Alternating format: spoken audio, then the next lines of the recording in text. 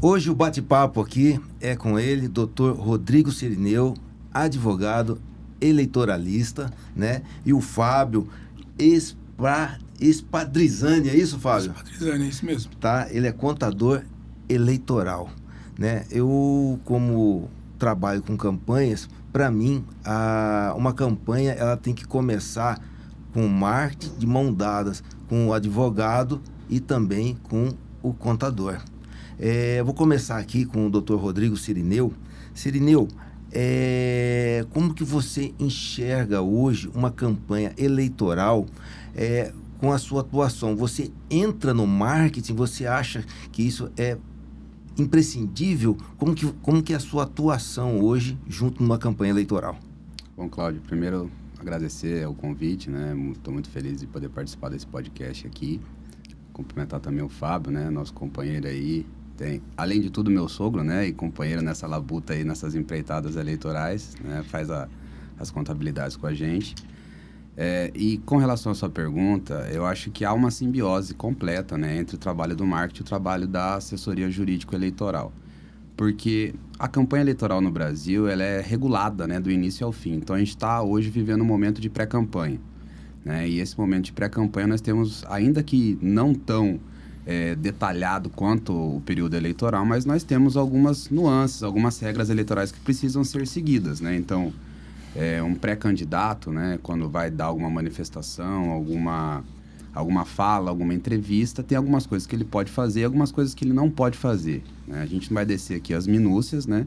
Mas então, desde quando um partido quer lançar candidatos ou a própria pessoa, né, toma a iniciativa de se lançar como pré-candidato, a gente já está prestando essa assessoria porque ele precisa saber se posicionar para não incorrer nas penalidades da legislação eleitoral, que vai desde uma multa, né, por propaganda antecipada, às vezes um conteúdo que é muito bom, que ele posta nas redes sociais dele, mas de repente por um descuido tem que retirar aquele conteúdo por alguma liminar, né, que venha a ser proferida numa representação no Tribunal Regional Eleitoral, né, porque nós estamos num ano de eleições estaduais, então a partida começa juridicamente no Tribunal Regional Eleitoral, né? Então, desde esse momento é necessário, né, essa interlocução entre o seu serviço, né, que é de marketing eleitoral, com o nosso serviço, que é de consultoria jurídica eleitoral, para prevenir, né, que ele não caia, né, nessas armadilhas desse cipoal normativo brasileiro que a gente tem relacionado às eleições. É verdade. Eu, particularmente, eu aprendi a trabalhar assim, com advogado e com contador, porque eu uso estrategicamente, né? Não só para defender o meu cliente, mas para mim agir de forma estratégica no marketing. Rodrigo, dando continuidade nisso, quais são os principais erros que um candidato ou que um marqueteiro comete hoje durante as eleições ou durante até a pré-campanha? Já tem algumas nuances que ele pode e que não pode fazer, né? O que mais pega nisso que pode caçar durante a campanha ou na pré-campanha pode levar uma multa? O que seria isso? Olha, nessa fase inicial, né, nós já tivemos casos aqui, inclusive no estado de Mato Grosso, que é um caso público, então a gente pode comentar, que é da ex-senadora Selma, né, que é o gasto excessivo no período de pré-campanha. O Tribunal Superior Eleitoral, o Fábio vai poder dizer isso também, porque isso envolve também uma questão de contabilidade. Ele não é que ele proíba, né, a realização de gastos nesse momento, mas esses gastos eles têm que ser módicos, eles têm que ser condizentes com o momento que a gente está vivendo. E o momento que a gente está vivendo não é um momento de campanha. Então, é um momento de pré-campanha. Então, começar muito cedo, fazendo gastos com produção de materiais, né, materiais um pouco mais robustos, né, são coisas que não podem ser feitas. O que pode ser feito hoje? Né, o ministro Fux, num precedente que estabelece as regras da pré-campanha, fala do tal do gasto do pré-candidato médio. Então, é observar o que seria razoável dentro dessa fase de pré-campanha, né, e o candidato fazer o gasto com uma consultoria, por exemplo, do Cláudio Cordeiro, uma assessoria de imprensa, algo nesse sentido, né? Um media training, muitas vezes tem candidato que não é muito afeito, né, a dar entrevista, sim. A gravar conteúdos, né? Mas esses gastos têm que observar o limite do que a gente chama de proporcionalidade, de razoabilidade dentro do linguajar jurídico. Outra questão também é muitas vezes alguns candidatos, eles na ânsia, né, de querer se lançar já antes da hora, acabam fazendo o famoso pedido explícito de votos. Que pode hoje, pela jurisprudência do TSE, ser tanto o pedido explícito mesmo, como, em outubro eu quero que vocês votem em mim, já estou pedindo voto desde agora, isso configura como propaganda antecipada, como algumas palavras mágicas também, né? Olha, a gente está no período de pré-campanha, mas certamente vocês vão saber na hora de comparecer na urna que o melhor candidato sou eu. Esse tipo de palavras mágicas que não representa propriamente o pedido explícito de voto, mas dão todo esse contorno. Entendi. Tá, dando sequência aqui, Fábio, ele citou um caso aqui da juíza, né? Assim, o que a gente faz para ganhar? Porque aconteceu de ganhar e não levar, né? O que a gente pode precaver junto com o candidato, durante a pré-campanha e a campanha, para que essa engrenagem não saia do prumo, sabe? Quais são os pontos que você acha primordiais, o que pode e o que não pode, para um candidato levar a eleição e até o final, sem ter problema, porque muita gente tem problemas, até ganha, aí fica aquele problema, sai, volta, ou nem toma posse, né? Então, o que a gente deve fazer na prestação de conta? Na verdade, no momento da pré-campanha não existe uma prestação de contas, né? O candidato não é obrigado a fazer a prestação de contas. Só que, igual o doutor Rodrigo falou, precisa ter um gasto moderado. Né? O candidato quer gastar milhões já antes da campanha em si, ou tem vezes que até gasta mais do que na própria campanha, né? E como o caso já teve de candidatos, pré-candidatos, que o partido gastou demais, tanto é que foi um caso público também, a questão do Moro, na eleição passada no Paraná, que foi o partido que ele estava investiu demais nele, depois ele acabou nem saindo e teve ação no TSE e tal. Então é a moderação, realmente, tem que ir moderado. E na hora da campanha também tem que ter a questão de impulsionamento, aproveitando o gancho, os impulsionamentos, né, nas redes sociais. Então isso está muito trabalho na questão da prestação de contas, que o candidato, ele tem que, se tiver sobra na campanha, por exemplo, se você coloca, sei lá, R$5.000 de crédito, a rede social ela vai consumir algumas coisas ali, né? Se tiver sobra daquilo, tem que devolver para o TSE, se for um caso, um recurso de FEFEC, né, do Fundo Eleitoral, que ele fica como sobra de campanha. Ele não fica como... não é do candidato, não volta para a campanha. Não volta para o candidato, Não volta para o candidato, não volta para a campanha. Então, quer dizer o seguinte, se você gastou, você pagou aquele recurso de impulsionamento com um recurso de pessoa física e um recurso de fundo partidário, ele voltaria para o próprio partido local. Deixa eu te fazer uma pergunta em cima disso que eu acho que cabe aqui. Eu conheço um deputado, tá, que eu fiquei sabendo que ele ficou ainda com um crédito de R$20.000 no Facebook, né? Ele consegue trazer esse dinheiro para o partido ainda hoje, já passando aí quase 4 anos? Olha, tem que entrar com a rede, entrar no Facebook para ver, mas a princípio poderia. Legalmente entraria para o partido. Tem que ver a questão de perda, faz mais de 4 vezes 4 anos também. Geralmente as perdas são 5 anos, né? Que não tem direito a mais de alguma coisa, mas vem para o partido. Se for um recurso de pessoa física e um fundo partidário. Se for aquele do Fundo Especial de Campanha, aquele recurso novo, aí tem que recolher para o Tesouro Nacional. Ah, sim. Você entendeu? Entendi. Aí, por exemplo, assim, igual provavelmente ele teve que devolver o dinheiro. Para algum lugar devolveu. Porque senão a pressão dele é reprovada. Essa questão dos 20 mil. Talvez ele tirou do bolso dele e devolveu, que é o correto fazer, já que o Facebook não retornou. Entendi. Entendeu? Entendi. Aí depois você pode pedir o ressarcimento e vem naquela conta ou para quando o partido tá. Mas de algum lugar tem que sair. Doutor Cirineu, a gente estava falando de impulsionamento. Muita gente ainda tem dúvidas. O candidato ele pode fazer o impulsionamento na pré-campanha? Então, é permitido fazer o impulsionamento na pré-campanha, né, desde que observe a moderação. Nós tivemos uma discussão a respeito disso, Cláudio, nas eleições de 2018, né, na pré-campanha e ali quase no período da campanha, me lembro bem, a Procuradoria Regional Eleitoral entrou com uma medida no TRE, né, questionando justamente essa questão dos gastos. E então, é um gasto lícito, permitido, então ele pode ser feito sim na pré-campanha. Quais que são os cuidados que nós temos que observar? Né? Quando a gente trata de regras de propaganda eleitoral, tudo aquilo que é permitido na campanha é permitido também via de regra na pré-campanha. qual que é a questão do impulsionamento, né? A legislação eleitoral, ela tem uma regra que está em bom português. O impulsionamento não pode ser feito para fazer crítica ou propaganda negativa a um candidato. Então, se na campanha você só pode fazer o impulsionamento do bem, vamos assim dizer, né? Na pré-campanha também você não pode fazer impulsionamento com conteúdo de crítica, né?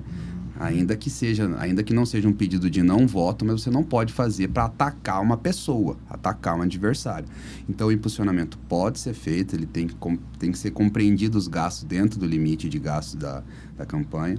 É bem verdade que a Justiça Eleitoral vê isso com bons olhos, porque você acaba diminuindo gastos de outra natureza, como gastos de deslocamento. A gente sabe hoje que com um bom marqueteiro a gente consegue fazer o impulsionamento, por exemplo, num estado com as dimensões, né, geográficas, né, e territoriais que Mato Grosso tem, né? Eu quero atingir lá a região do Araguaia, o Cláudio Cordeiro vai fazer um material e impulsionar para lá, né? Então é até alvissareiro, né? A Justiça Eleitoral vê com bons olhos, mas é preciso, né, ter esse cuidado também que o Fábio disse, porque muitas vezes sobra, a gente vê muita prestação de contas em que essa sobra e o candidato acaba sendo penalizado porque ele acha que é dele, né? Mas na verdade, especialmente se esse impulsionamento ele for pago com recursos oriundos de Fundo Especial de Financiamento de Campanha ou mesmo do fundo partidário, doação, né, também? Ele tem que doação também. Ele pode, né? Mas aí dependendo da origem desse dinheiro, né, a destinação é diferente. Se for de recurso de natureza privada, ele tem que devolver para o partido, né? Ele tem que recolher para o partido.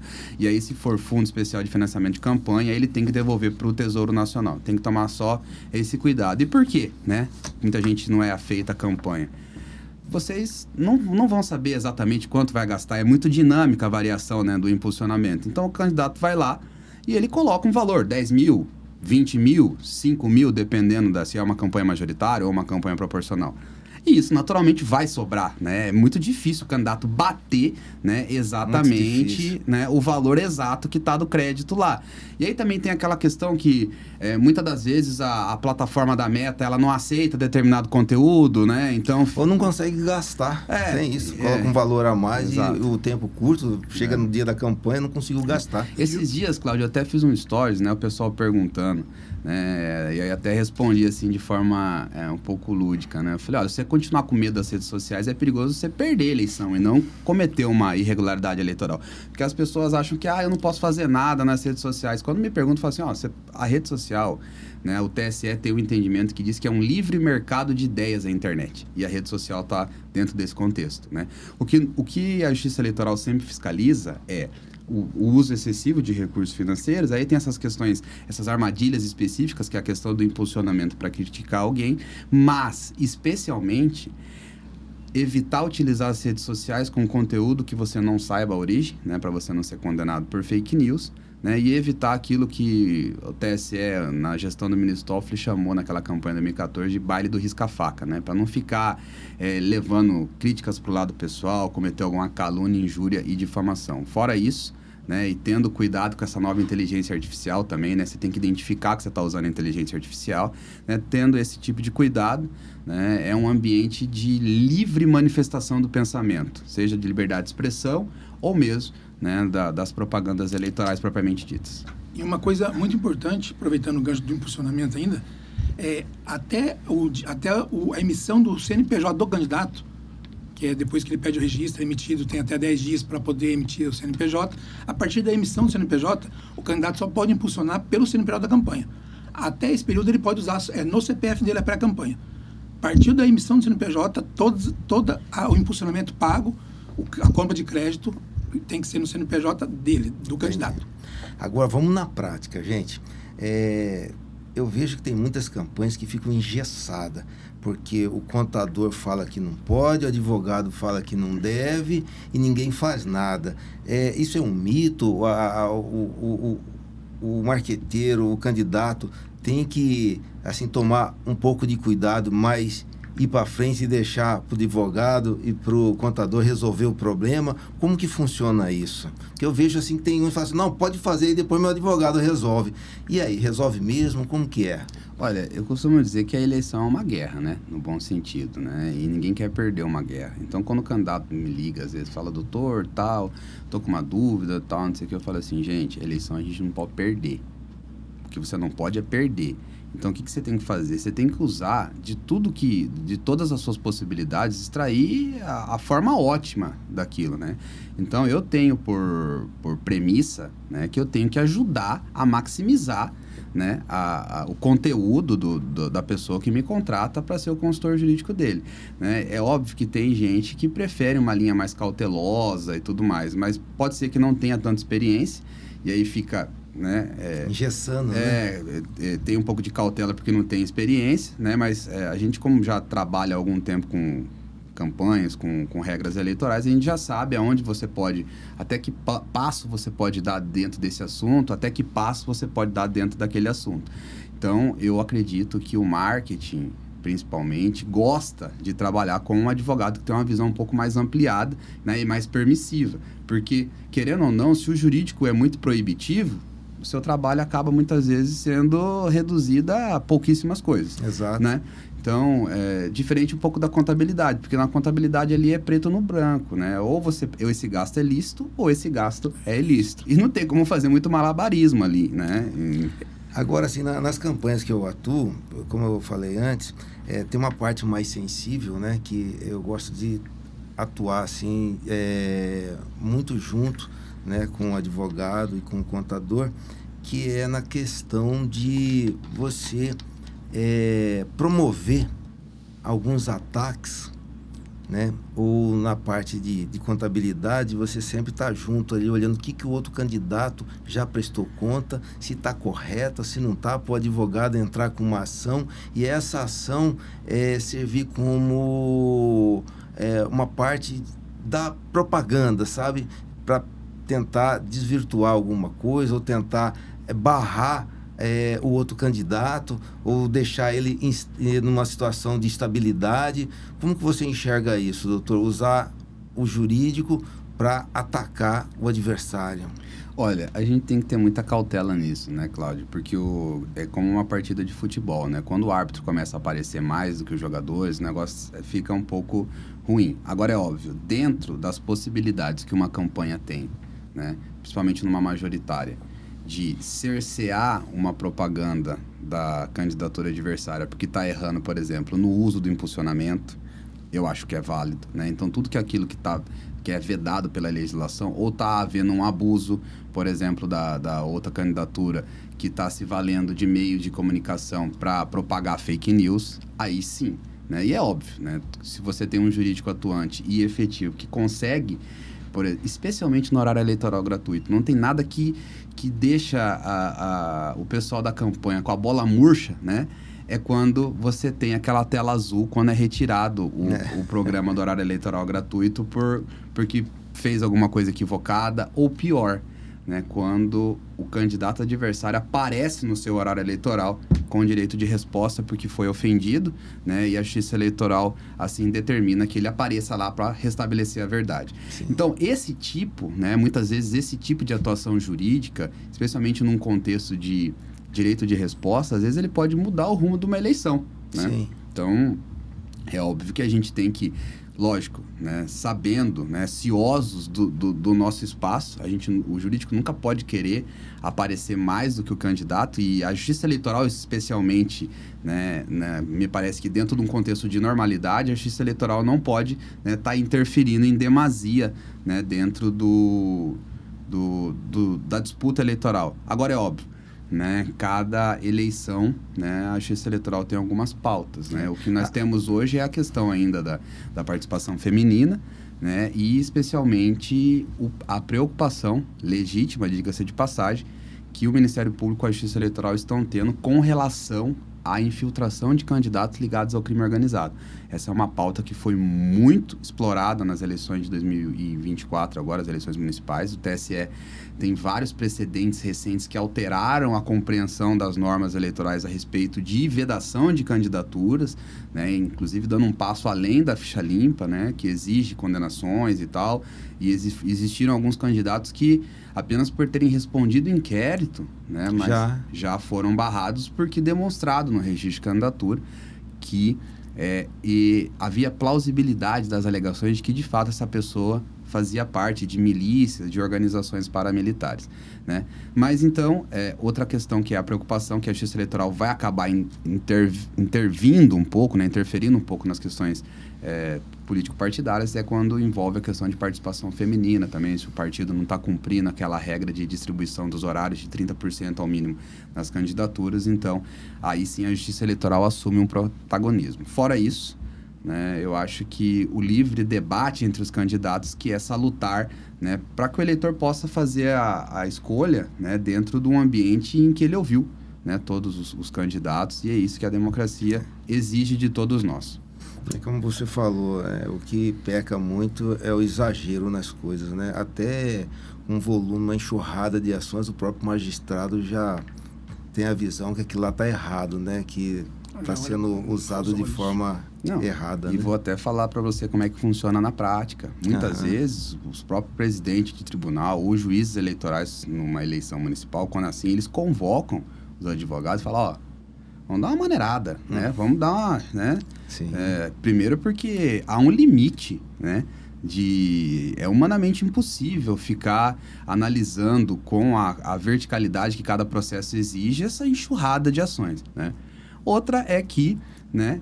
Até por uma questão de respeito ao eleitor, né? Ficar judicializando isso daí. Então, quando há quando se ultrapassa, né, a barreira do razoável, muitas vezes os próprios magistrados conclamam, né, os advogados dos candidatos, e às vezes chamam até o próprio partido para parar um pouco com isso aí. Sim.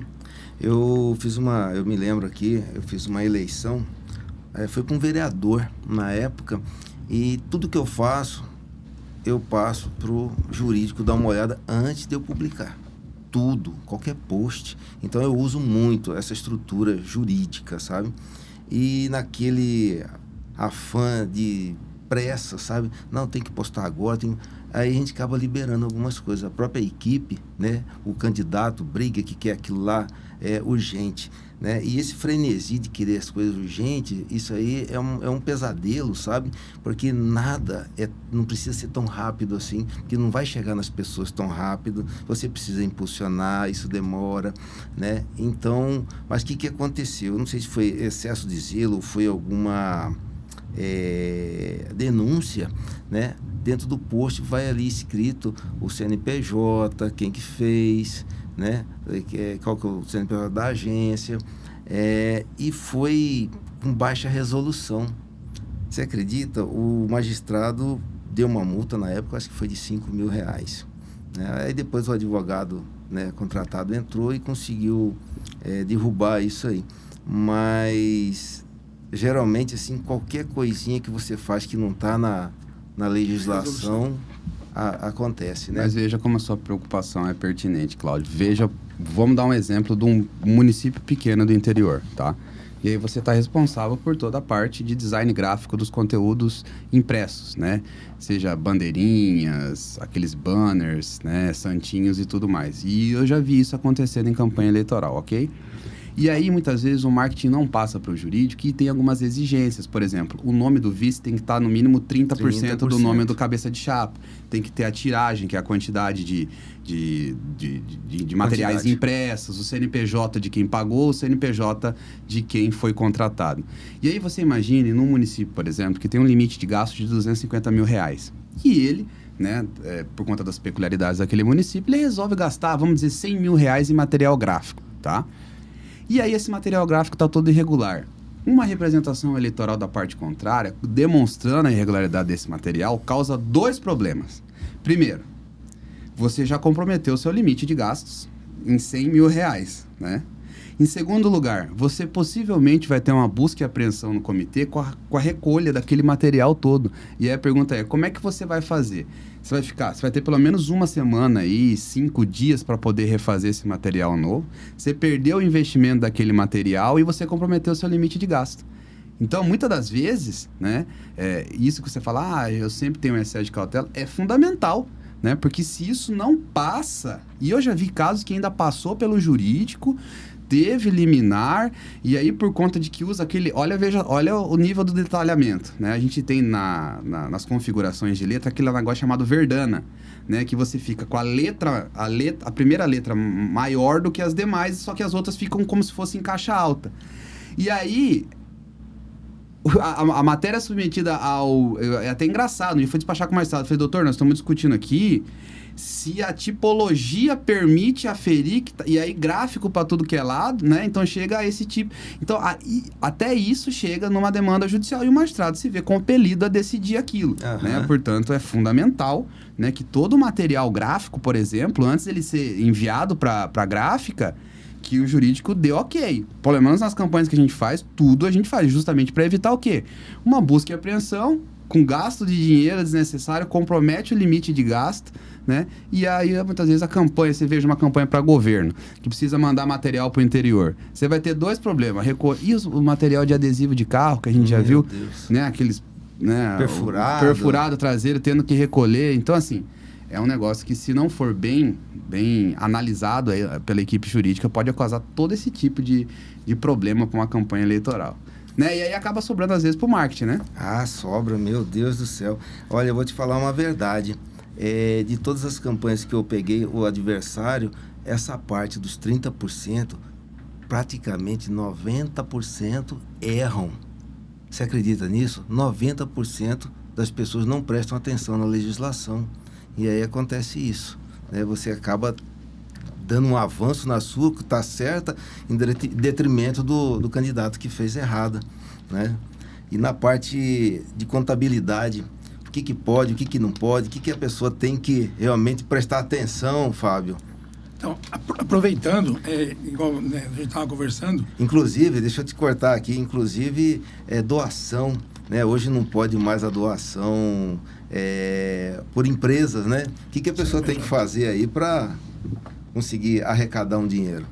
A campanha tem que estruturar, acho que a partir de agora, realmente, já tem que fazer a equipe que vai tomar conta para saber de onde vai vir esse recurso, porque hoje só pode de pessoa física, né? Geralmente as campanhas, elas ficam desesperadas depois porque não tem doadores, não acham doadores. Porque além de só poder pessoa físicas, a pessoa física só pode doar 10% do que ele declarou no imposto de renda do ano anterior.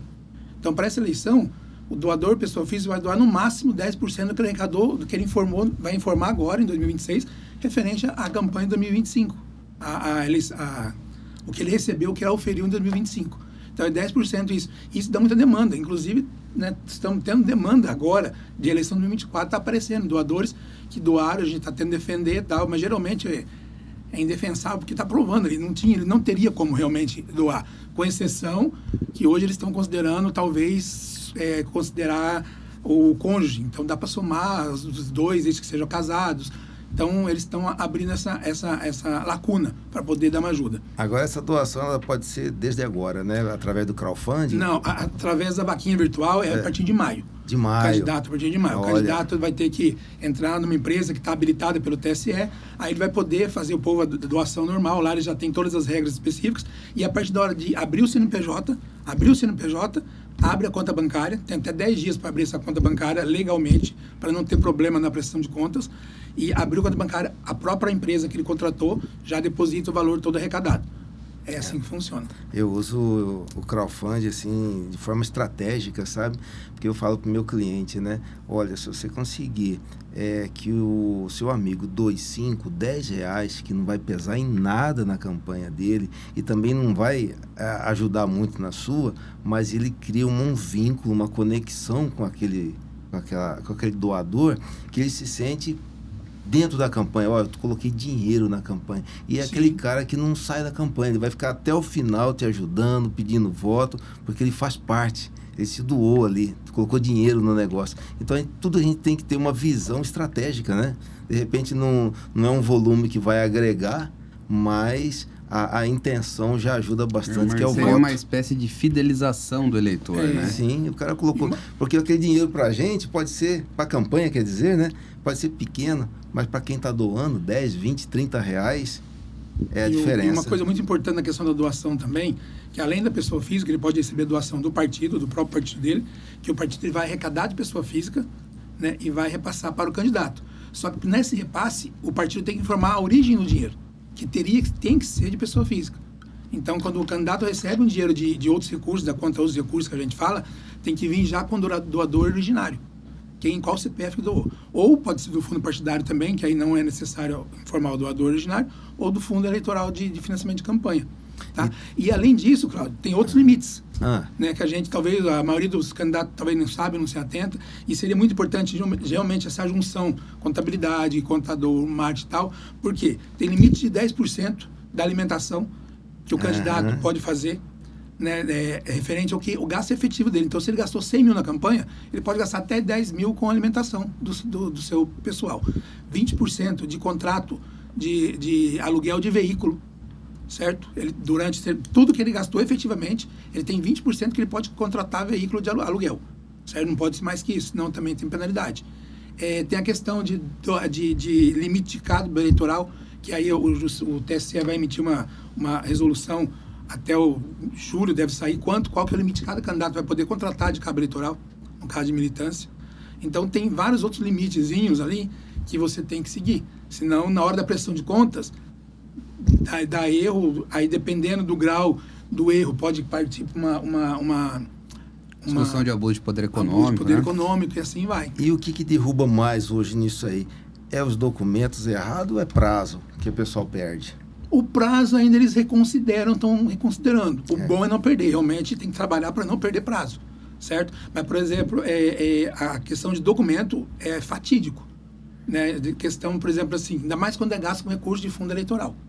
Aí é mais minucioso ainda o análise do analista mesmo do TRE.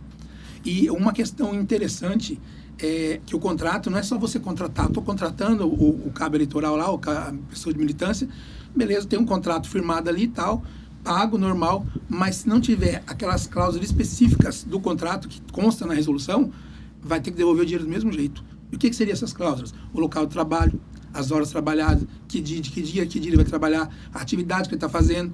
Essa atividade ainda, ela tem que ser compatível. Por exemplo, eu contrato a militância, vamos colocar um salário mínimo, aí eu vou contratar um coordenador.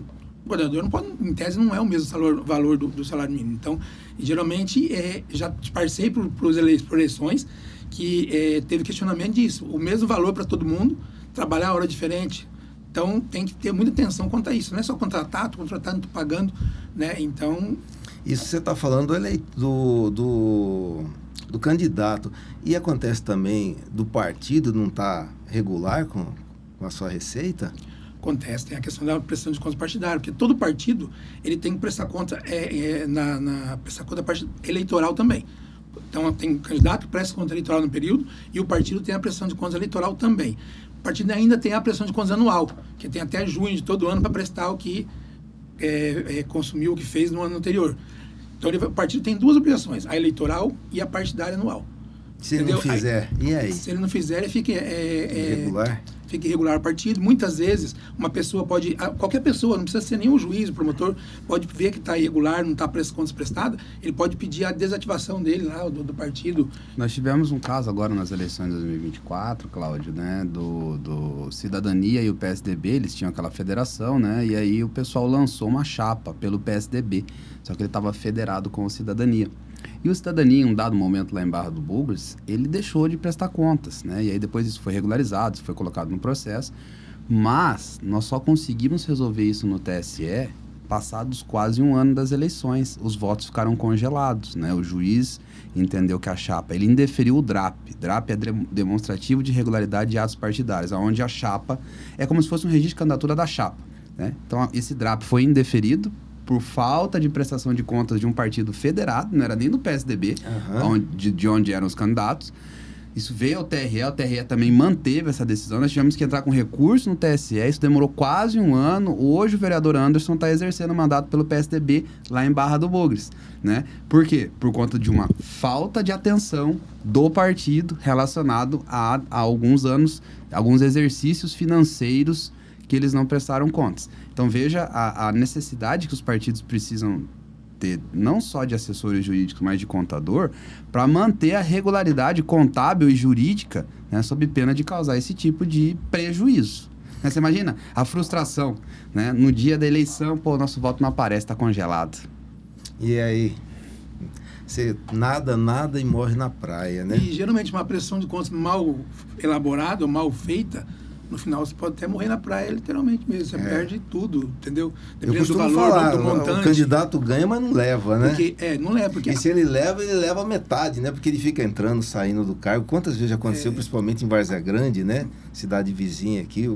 Um dia está um candidato lá, está um gestor, no outro dia já vai outro, porque tem aquela burocracia jurídica, né? Tira, coloca, é complicado. Eu falo que a contabilidade eleitoral não basta você informar seu receita, sua despesa, o seu gasto, ali, seu débito, seu crédito. Contabilidade eleitoral, o contador, ele tem que saber da legislação eleitoral. Entendeu? E a minha função, desde quando eu comecei a trabalhar com isso, eu sempre procurei deixar o menos trabalho possível para pós eleição, na prestação de contas, para o advogado. Até mesmo hoje, quando vem alguma diligência, quem faz, eu que assumo, eu respondo, porque eu fiz a contabilidade. Então, eu sei o que está errado, o que está certo, o que pode ser feito, o que não pode.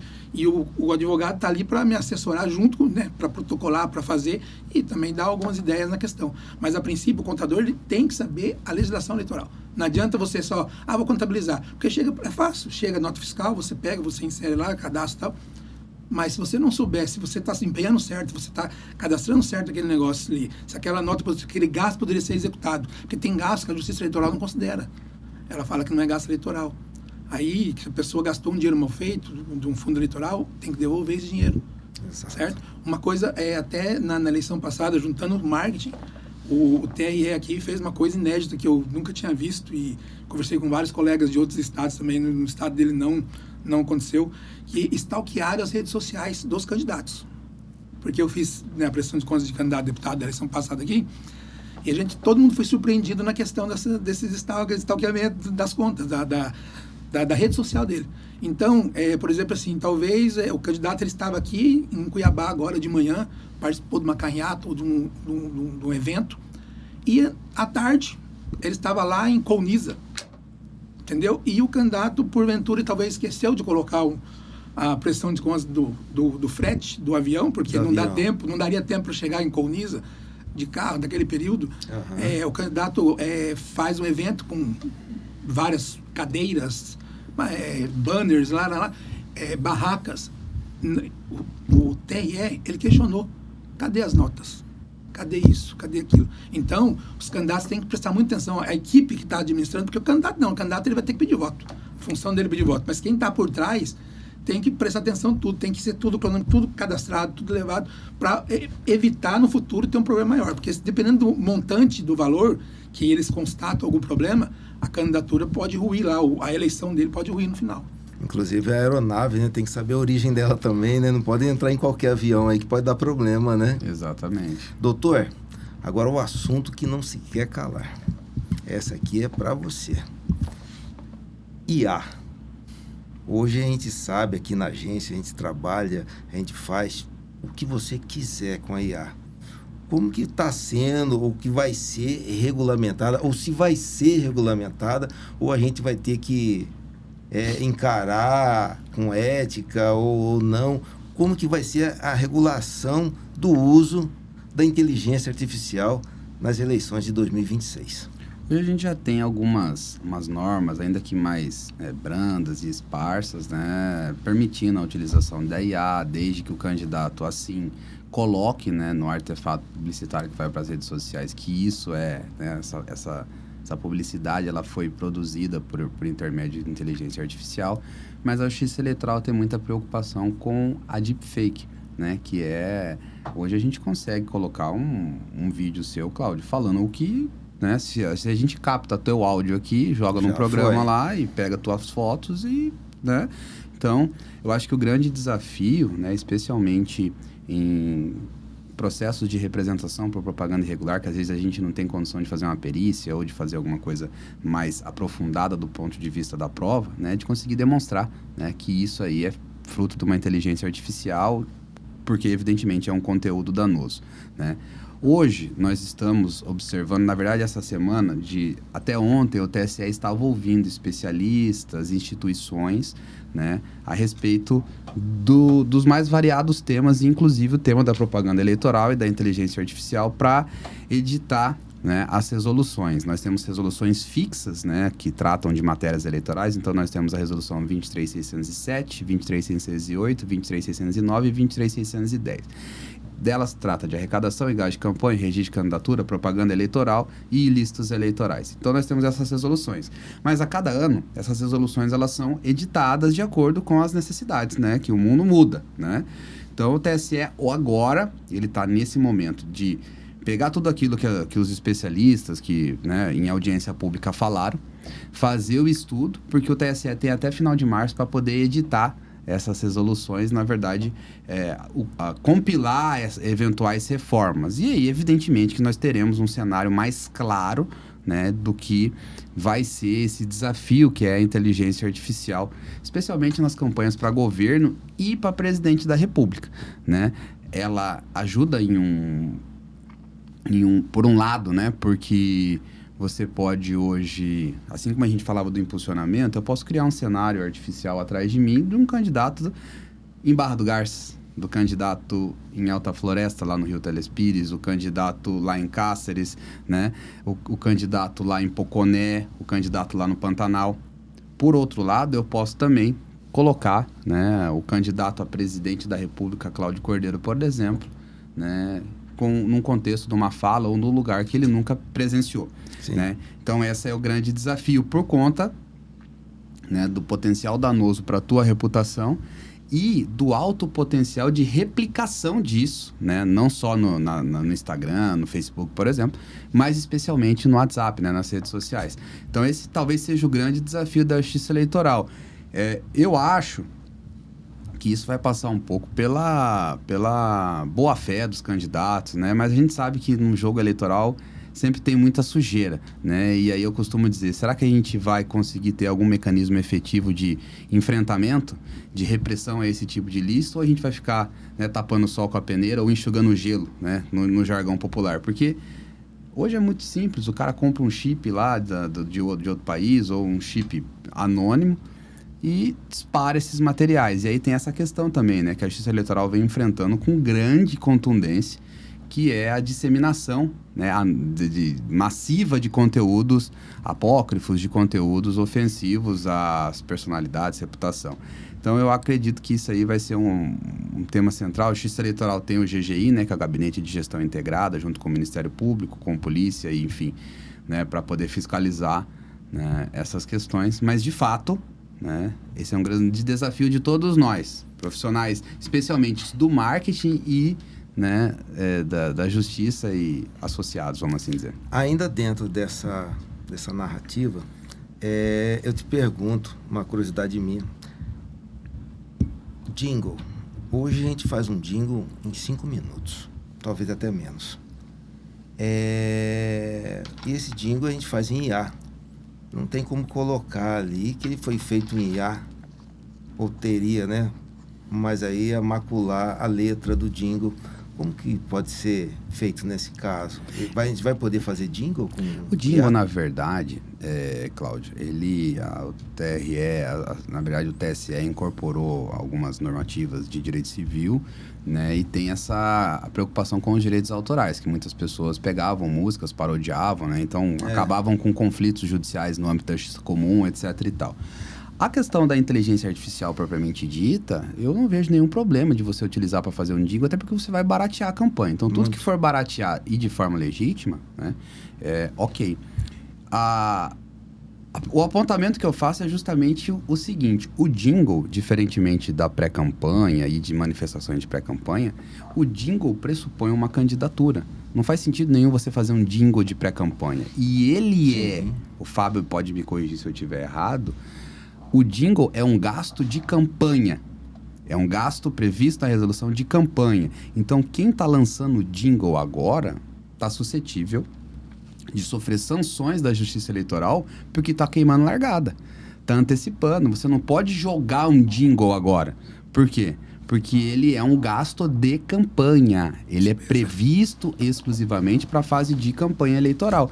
Seria, guardadas as devidas proporções, que nós estivéssemos a permitir que um candidato distribuísse na rede social dele aquele tipo de material de campanha, gravado em estúdio, com o slogan do partido, o número de campanha e tudo mais. É a mesma questão, né? Então, assim, há quem defenda que não, mas me parece que o jingle, dentro da modelagem normativa que nós temos hoje da legislação eleitoral, não é compatível com o momento de pré-campanha. Tá, o momento de pré-campanha, ele pode ser, sim, utilizado para alavancar, para ter promoção pessoal, para a pessoa difundir suas ideias. Mas isso não permite que a pessoa já lance um artefato publicitário musical dessa envergadura, ainda mais com vídeos feitos por inteligência artificial, como a gente está observando por aí, porque isso flerta, né, com gasto eleitoral, e gasto eleitoral antecipado. Por mais módico que seja, né, ele pode ser objeto de uma representação por propaganda extemporânea, ele pode ser objeto de uma ação cautelar de produção antecipada de prova para saber como é que foi feito, qual que é o custo disso. Entende? Entendi. Olha, quem não tiver um advogado com especialização em eleitoralista, eu acho que ele não deve nem entrar numa campanha. Se quem não tiver um contador bom... É que o jargão fala, né? Não entra não sem a instrução do profissional, né? Exatamente. Eu acho que é uma questão interessante. Manda bala. A pauta... Cláudio, uma das pautas assim, que a Justiça Eleitoral vem pegando muito no pé dos partidos, e isso envolve tanto o marketing quanto o jurídico como a contabilidade, que é a questão das candidaturas femininas, né? Na gestão do ministro Alexandre de Moraes, já passando para a gestão da ministra Carmen Lúcia, foi editada a súmula 73. O que é isso? São hipóteses objetivas de reconhecimento de candidaturas laranjas, né? Então, assim, candidatas que não têm ato de campanha, candidatas que têm prestação de contas, Fábio, padronizadas, né? Candidata que desiste, né, numa chapa que tem o pai, que tem o marido, que tem o irmão. Candidatas com votações inexpressivas, com 0 votos, com 1 voto. Às vezes a candidata confessa que não votou nela mesma. A candidata você não observa voto dela na zona eleitoral da qual ela vota. Então, isso é uma questão que exige da equipe de marketing, né, produzir materiais dessas candidatas, né, da contabilidade, de estar sempre prestando atenção, né, na prestação de contas. Para quem não sabe, todo recurso público que vier para as candidaturas proporcionais, ou seja, Fundo Especial de Financiamento de Campanha ou Fundo Partidário, se o partido é abastecido por eles para as campanhas proporcionais, 30% tem que ir exclusivamente para as candidaturas femininas. Doutor, mas eu tenho que distribuir isso para todas as candidatas? Não. Aí o partido pode ter a estratégia de falar, eu acredito que aquela candidata ali, ela tem mais chance, manda para ela. Porém, ele vai ser, muitas vezes, suscetível de sofrer uma representação, porque a outra que não recebeu recurso, ou recebeu muito pouco recurso, fez votação inexpressiva, ou fez 0 voto, né? Ela era laranja, ou ela não conseguiu fazer campanha porque não teve apoio do partido. Nós já enfrentamos algumas discussões aqui das eleições de 2024 justamente falando isso. Mas não foi encaminhado dinheiro para fulana, foi encaminhado dinheiro só para ciclana. O partido tem, né, dentro da sua economia interna, a possibilidade de fazer isso. Mas será que é o mais inteligente? E aí a gente cai numa outra... Veja como é problemática essa questão. Aí o partido fala, não, então tá, eu recebi 100 mil reais, eu vou destinar 30% pelo menos para as candidaturas femininas e vai dividir isso, né, em 3 candidatas, 10 mil reais para cada. E essas candidatas optam por fazer o quê? O mesmo gasto com material gráfico, o mesmo gasto com advogado, com contador. Aí cai no quê? Na prestação de contas padronizada. Porque, em tese, as prestações de contas das candidatas têm que ser individualizadas, né? Então, a gente vive um labirinto. Eu sou um crítico, né, ferrenho dessa súmula 73 do TSE, mas a gente vive essa realidade, Cláudio. Então, é preciso, né? E também... todo o material que vai para rádio, nas inserções, no mínimo 30% tem que ser reservado esse espaço para as candidaturas femininas, né? Então, muitas vezes, o pessoal da comunicação, às vezes, não se atenta muito nisso, tem que pegar o número de inserção, fazer a conta certinho, porque se pegar um partido, né, que estiver fiscalizando, pode fazer uma representação também, né, e dar algum tipo de problema. Mas assim, vai caçar ou vai ser uma multa?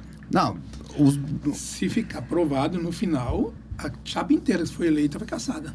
Não, isso no caso de não se ter a campanha, né? Mas acho que a pergunta que o Cláudio disse foi com relação às inserções, né? Isso. Aí perde inserção, toma multa, perde espaço na televisão, é toda aquela sorte, né, de problema que a gente já sabe que um partido não quer enfrentar. Então, esse é um dos temas aí Rodrigo, que... aproveitando, você acha que nessa campanha de eleição, nessa eleição geral, que é deputado, né, candidatos a deputados, a gente vê muito isso na questão de vereadores, cidade pequena, né, que tem que colocar alguém ali para poder poder colocar aquele candidato masculino, tem que colocar mais uma ou duas mulheres, aí pega qualquer uma tal e vai lá. Você acha que nessa deputado ainda, você acha que vão fazer isso ainda? Você acha que é propensa a fazer nas eleições de deputado, você assim, tocou laranjas? Você É que tocou tem num... muita... A mulher, é difícil encontrar a mulher que queira participar, né? O volume. Aproveitando, todo partido que recebe fundo partidário, ele tem, por obrigatoriedade, gastar 5% para incentivação das mulheres candidaturas femininas. Inclusive, eu vi recentemente aqui no Mato Grosso mesmo, o TRE questionando que não tinha sido gasto 5%, um partido aí qualquer. Você entendeu? Então, os partidos ele têm que gastar, fazer o incentivo da mulher ser candidata. Então, mas assim, de fato, o Fábio tocou num ponto que é bastante nevrálgico, vamos assim dizer, né? Nessas questões de diferenciação entre as eleições municipais e as eleições estaduais.